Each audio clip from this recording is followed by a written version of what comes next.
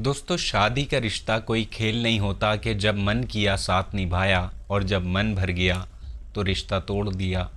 सात फेरों के साथ दो लोग ये वादा करते हैं कि हर मुश्किल में एक दूसरे का सहारा बनेंगे, लेकिन आज की जो कहानी में होता है उसने रिश्तों पर भरोसा करने वालों को भी सोचने पे मजबूर कर दिया।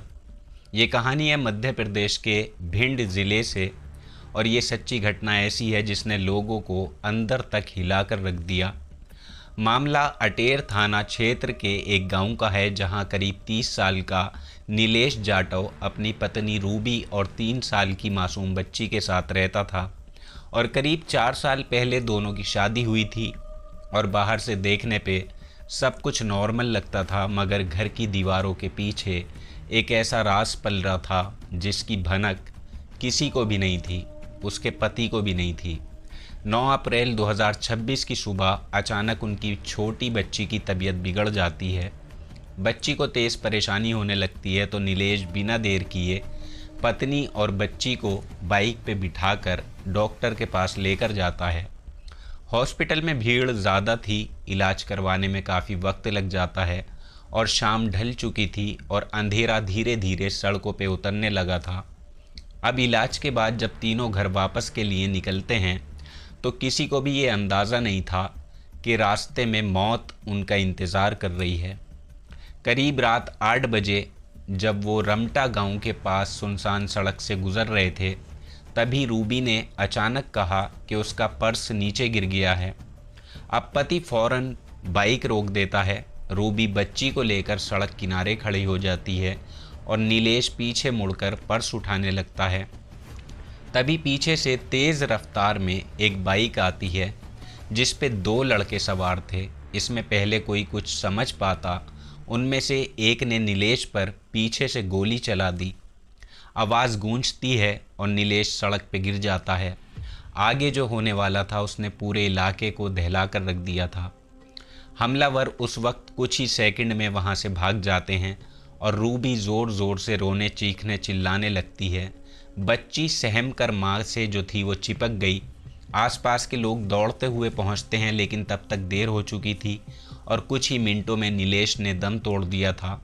वहाँ मौजूद हर शख्स हैरान था कि आखिर एक सीधा साधा आदमी किस दुश्मनी का शिकार हुआ है। और रूबी रोते हुए बार बार कह रही थी कि 2 बदमाश आए थे, चेहरा ढका हुआ था, शायद वो लूटने आए थे और उसके पति को मारकर वहाँ से भाग गए।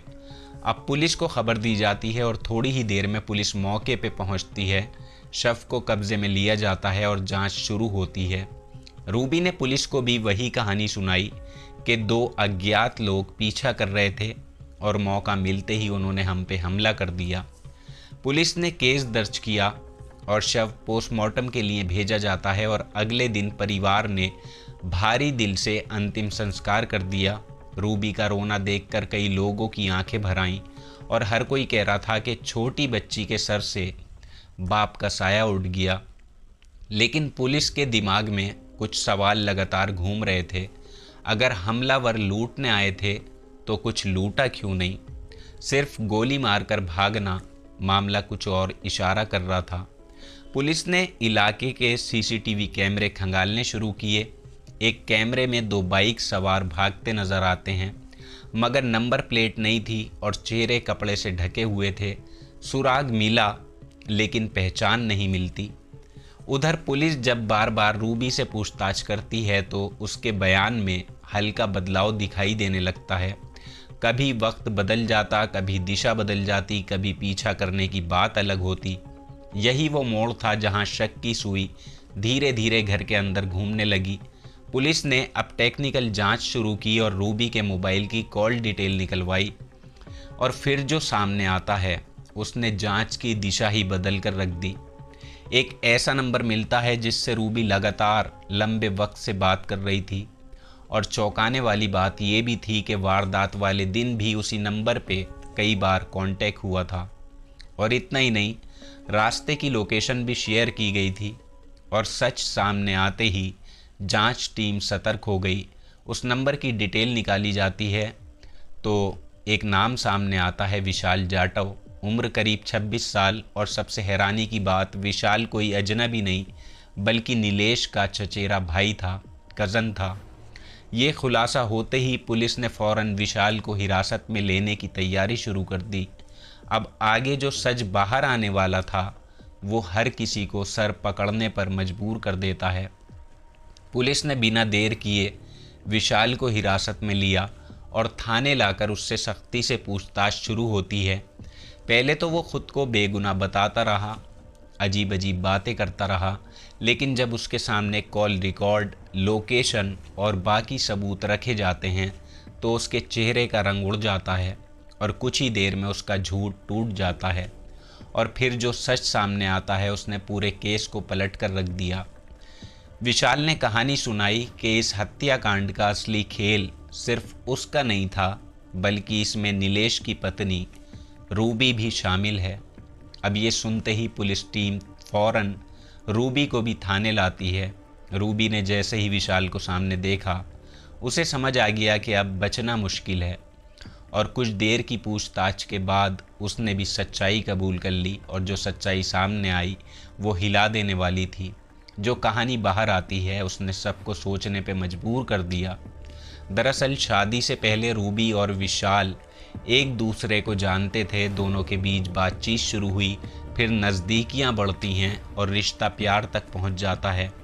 दोनों शादी करना चाहते थे लेकिन परिवार वालों को ये रिश्ता मंजूर नहीं था। वजह ये थी कि रूबी की बड़ी बहन की शादी पहले से उसी परिवार में हुई थी, इसलिए घर वालों ने दूसरी बेटी की शादी वहाँ करने से साफ इनकार कर दिया। अब यहीं से सब कुछ बदल जाता है। जल्दबाजी में परिवार ने रूबी की शादी विशाल के ही चचेरे भाई नीलेश से कर दी। रूबी ससुराल तो आ गई लेकिन उसका दिल कहीं और अटका रहा और शादी के बाद भी विशाल का घर आना जाना लगा रहता था, क्योंकि रिश्तेदारी थी और रिश्तेदारी की वजह से किसी को शक भी नहीं हुआ।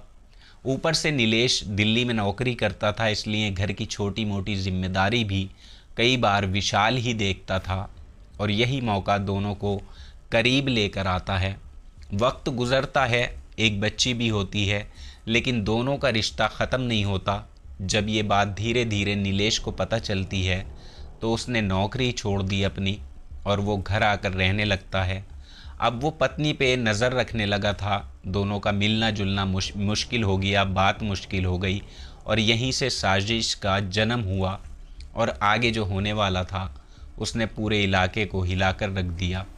रूबी और विशाल ने फैसला किया कि अगर नीलेश रास्ते से हट जाए तो दोनों साथ रह सकते हैं और इसके बाद विशाल ने अपने दोस्त राजेश को भी इस प्लान में शामिल कर लिया और तीनों ने मिलकर ऐसा खेल रचा कि ऊपर से सब कुछ लूट और हमले जैसा लगे। और वारदात वाले दिन बच्ची की तबीयत बिगड़ना जो था उनके लिए मौका बन गया था। जब नीलेश पत्नी और बच्ची को डॉक्टर दिखाकर लौट रहा था डॉक्टर के यहाँ से, तब रास्ते भर रूबी लोकेशन भेजती रही और दूसरी तरफ विशाल और उसका साथी सुनसान जगह पे पहले से इंतज़ार कर रहे थे। और जैसे ही बाइक उस जगह पहुंचती है, रूबी ने जानबूझकर पर्स गिरने का बहाना किया।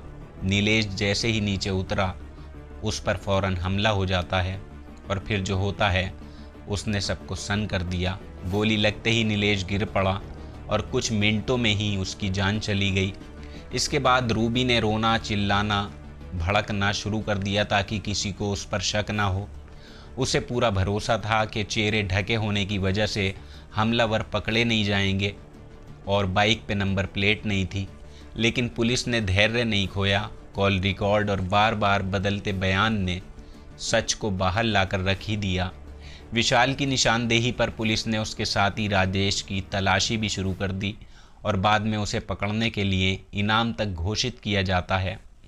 रूबी और विशाल को अदालत में पेश किया जाता है, जहां से उन्हें जेल भेज दिया जाता है और सच सामने आते ही लोगों ने अपना सर पकड़ लिया था कि कैसे एक पत्नी अपने पति की जान ले सकती है। किसी को यकीन ही नहीं हो रहा था और इतनी बड़ी साजिश कैसे रच सकती है। गांव में हर तरफ बस इसी घटना की चर्चा थी। ये कहानी एक बड़ी सीख भी देती है कि लालच, झूठ और धोखे का अंत हमेशा बर्बादी में होता है। जिन रिश्तों को भरोसे से चलना चाहिए, जब उनमें छल आ जाए तो अंजाम बहुत ख़तरनाक हो सकता है। और यही इस कहानी की सीख भी है। इस घटना को लेकर आपकी जो भी राय हो नीचे कमेंट बॉक्स में ज़रूर लिखिएगा। और साथ ही न्यू चैनल है, चैनल को सब्सक्राइब ज़रूर करें। आपके प्यार और सपोर्ट की पूरी पूरी ज़रूरत है।